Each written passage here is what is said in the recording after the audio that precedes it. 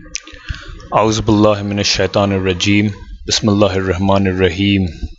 I seek refuge in Allah subhanahu wa ta'ala from Satan the outcast. And I begin in the name of Allah, the most beneficent, the most merciful.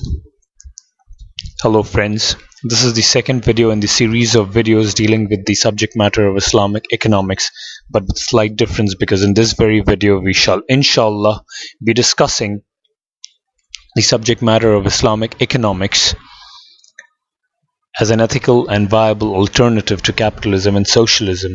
And this video is brought to you by Renascence Educational Empowerment for Awareness and Awakening. Let us first focus on the subject matter of economics and the problems it creates. What is economics?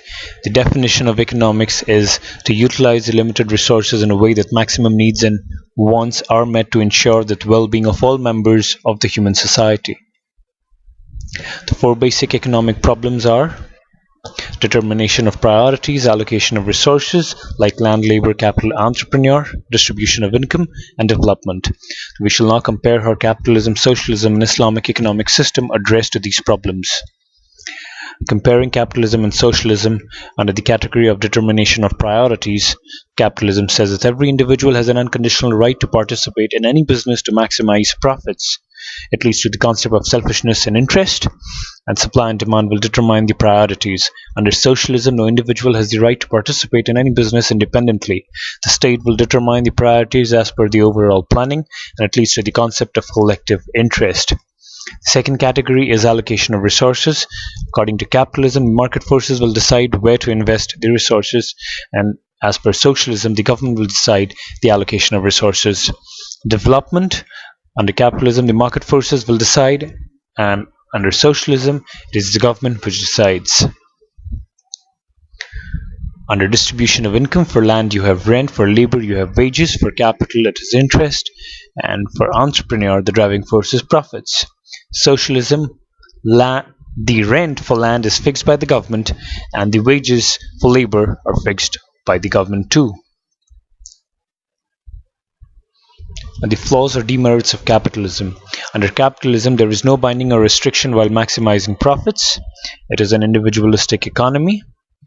It blindly follows market forces that creates exploitation of labor and poor people. No moral value limitations, monopolies and cartels are created that exploit the society as a whole, and the government and industrialists join hands for mutual cooperation, often neglecting the ground realities. The flaws of socialism. The other extreme of not even giving the natural freedom. Perfect planning is assumed by the government, and as the government assumes the plans, it is assumed that the government is an angel which can never commit a deliberate mistake. It cannot work without forceful dictatorship. Then we have Islamic economics. Now, how do you define Islamic economics? To define Islamic economics, first we need to define what is Islam. Islam is a deen for well-being.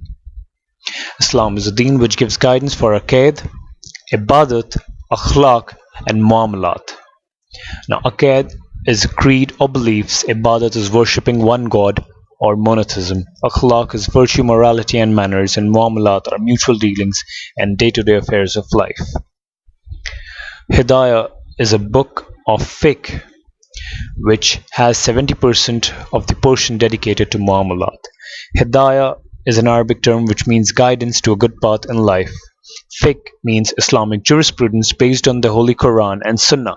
Sunnah are the traditions of the Holy Prophet of Islam, peace be upon him. Islamic economics leads to spiritual satisfaction in addition to physical satisfaction. Capitalism as well as socialism have both failed to lead mankind. Islamic economic system. Islam accepts the market forces of supply and demand in reference to the Holy Quran.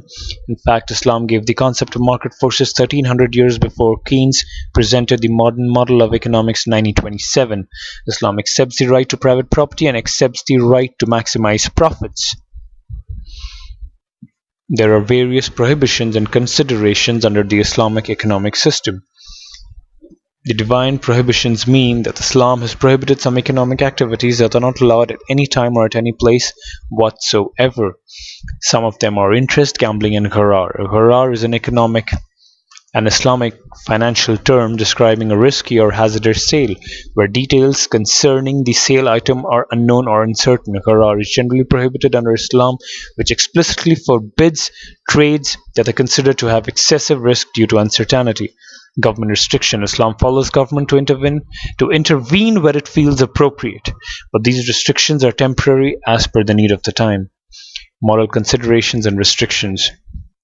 Islam has imposed certain moral considerations and restrictions upon its followers because that in turn leads to the maximization of benefits in this life and the hereafter.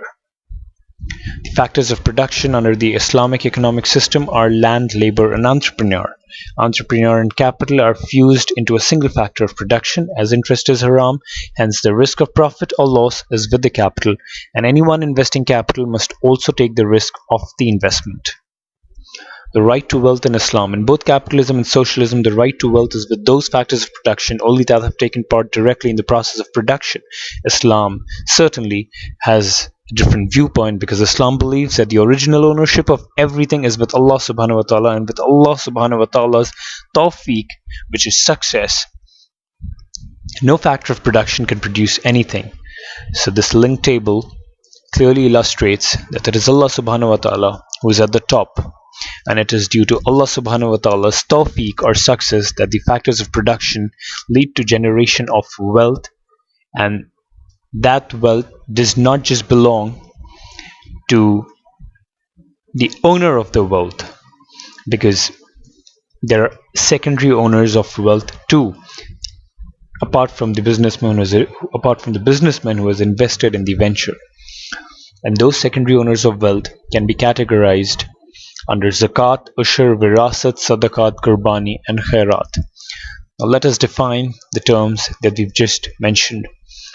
Zakat, it is one of the 5 pillars of Islam. It is the giving of a fixed portion of one's wealth to charity, generally to the poor and needy. Ushur is tax to provide social welfare funds. Virasat is inheritance. Basically means dealing with the distribution of left out property of a deceased Muslim as per the rules defined by the Holy Quran, Hadith, and Muslim laws. Sadaqat is charity or beneficence. Qurbani is an act performed to seek Allah's pleasure. It is technically used for the sacrifice of an animal slaughtered for the sake of Allah subhanahu wa ta'ala. And last is khairat, which is blessing, good work. Thank you very much.